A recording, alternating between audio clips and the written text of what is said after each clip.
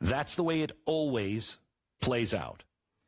Alexander Hammond, he is a contributor for Young Voices. He's been following this, and he just wrote an article, "This is how South Africa could become the next Zimbabwe." Welcome to the program, Alexander. How are you? Hi, Glenn. Thanks for having me. You bet. So tell me what you know is happening and your concerns. Okay, so what's currently happening, the way I see it, is Cyril Ramaphosa, who is the current president of South Africa, his party is the ANC, the African National Congress. And on the 31st of July last month, he said that they're going to change the Constitution. So Section 25 of the Constitution currently says if the land is taken away from a property owner by the government, compensation must be just and equitable. Now, Ramaphosa says he's changing the amendment to outline more clearly the conditions under which they can expropriate land, essentially meaning that this just and equitable clause, which compensation must be, is going to be taken away, so it can mean expropriation with no compensation. So that's the background to what's happening recently as farms are beginning to be seized. And the rhetoric surrounding, especially coming from the EFF, is disturbing. The president is basically a democratic socialist, is he not? He's a full-out socialist. Okay. And he never joined the Communist Party, but he is a full-out socialist. Right, and he was, campaigning for universal tuition, universal health care, universal food, and universal clothing. I think a basic minimum income. I mean, all the stuff they're campaigning for here. But the way he really got into office was playing on the white versus black. Yeah, there's no illusion that Ramaphosa is some dictator who's suddenly taken over South Africa and he's enforcing his will on the people.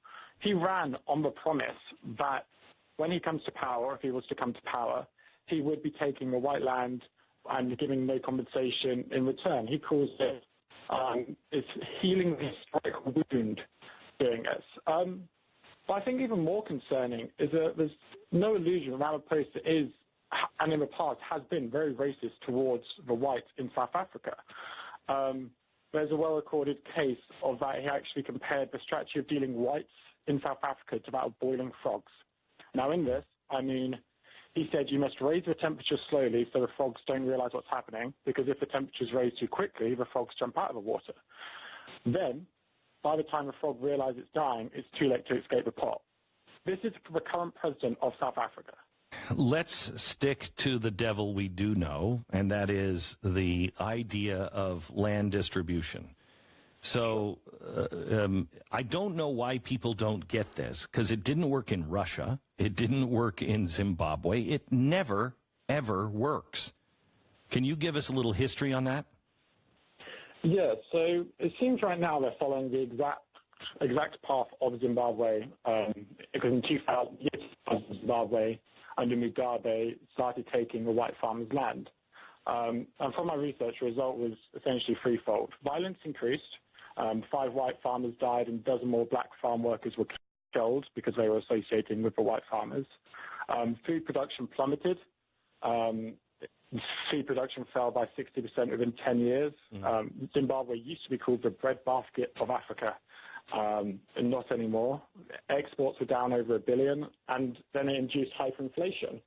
And the hyperinflation got so bad in the economy that it averaged 98% a day at its peak in July of 2018. And it seems very likely that South Africa will be following this course.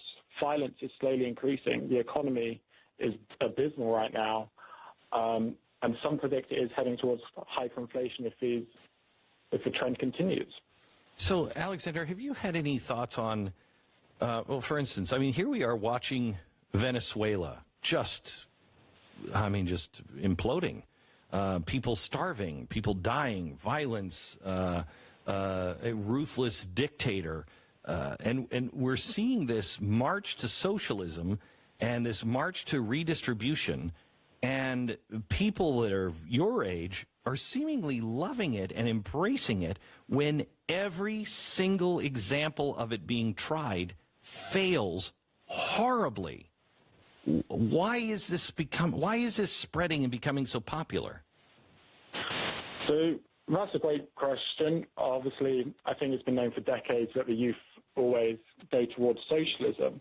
But in the case of South Africa, I don't think it's out the ANC. I don't think they're instilling this policy out of ignorance. I think they're fully aware of what the economic consequences will be. I believe that they're instilling these policies to gain the support for the next election, which is next year. And I think the ANC will continue to push these populist policies in order to boost their popularity. Marion Tupi of the Cato Institute has recently said the South African Parliament, them instilling this policy, it doesn't rest in ignorance, but it rests in their desire for survival. And they essentially see it as a way, because they can't control the economy right now, they've been doing awful in a lot of ways, so they see this as their way to appeal to the South African people. Is the ANC, which is the party of the president, they're kind of partnering with the EFF, which is the really dangerous racist group. Is it the same kind of story that's happening here with the Democrats and Antifa? I'm not sure it's that bad, their partnership at all, because currently the ANC in the South African Parliament has 62% has a majority of 62%. Okay. So it's not like they need any more support from these more extremist parties. Perhaps they could be trying to take some of the economic freedom fighters' vote away from them by following some of their policies, but the EFF isn't extremely popular in South Africa by any means. So I'm not sure we can make that comparison quite yet, but it seems likely they could be taking some votes. Quickly, any evidence that you have found that anything like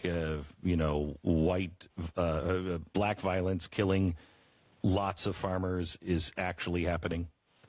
Right, sure. So this is a really difficult issue.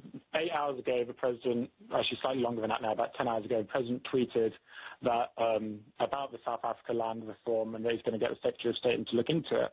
But in this tweet, he said that it was a large-scale killing of farmers.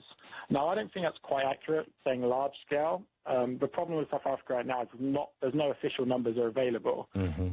The best we've got is reports from the South African police and the Transvaal Agricultural Union, which is just a union representing the interests of farmers.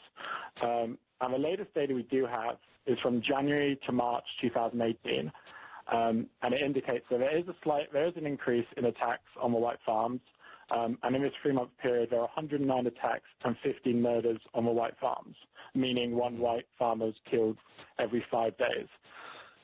That's pretty significant. That's from our reports for sure.